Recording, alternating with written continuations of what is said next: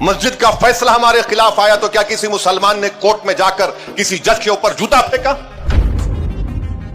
جوتا پھینکنے والے کے بارے میں ایک لفظ نہیں بولا جاتا، نہ میڈیا میں بولا جاتا ہے، کیونکہ وہ اعلیٰ ذات سے اس کا تعلق تھا۔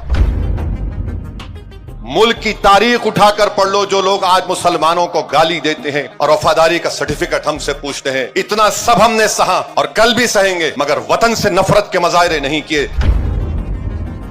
اقتدار پر بیٹھ کر ظلم کرنے والوں سے ہم نے کہا کہ تم ظالم ہو، ہم تم سے نفرت کرتے۔ تو مسلمانوں کو اگر تم دبا رہے ہو تو تم بھارت کو کمزور کر رہے ہو۔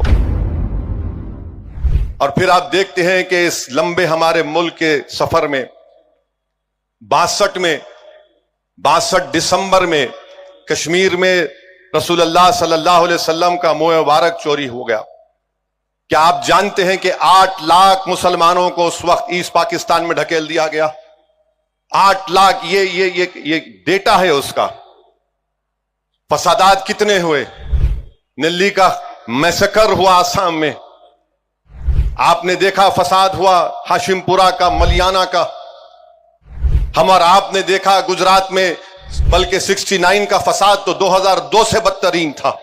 پھر 2002 کی نسل کشی ہم نے دیکھی، 2019 کا دلی کا فساد دیکھا، حیدرآباد کے فسادات ہم نے دیکھے۔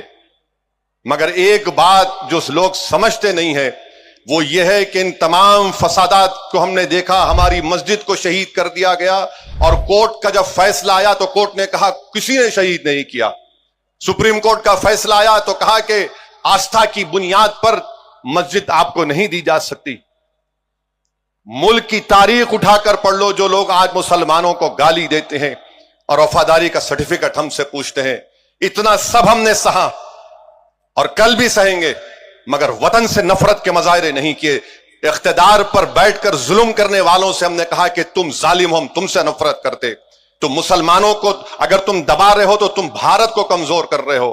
اگر بھارت ایک دنیا کا امن گاہ بننا چاہتا ہے، ایک ڈیولپ کنٹری بننا چاہتا ہے، کیسے بنے گا جب آپ 19 کروڑ مسلمانوں کو اس طرح حقارت کی نظر سے دیکھیں گے، ان سے ناانصافی کریں گے؟ اور سمویدھان میں رائٹ ٹو ایکوالٹی جو ہے وہ سبسٹینٹیو ایکوالٹی ہے، آپ اس کو بھول جاتے ہیں۔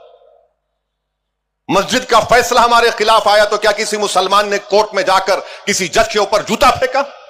جوتا پھینکنے والے کے بارے میں ایک لفظ نہیں بولا جاتا، نہ میڈیا میں بولا جاتا ہے، کیونکہ وہ اعلیٰ ذات سے اس کا تعلق تھا۔ ہماری وطن سے محبت ہے اور رہے گی۔ تم حکمران ہو تو تمہاری وجہ سے ڈر کر نہیں، بلکہ وطن کی محبت ہماری ہے اور رہے گی انشاءاللہ تعالی۔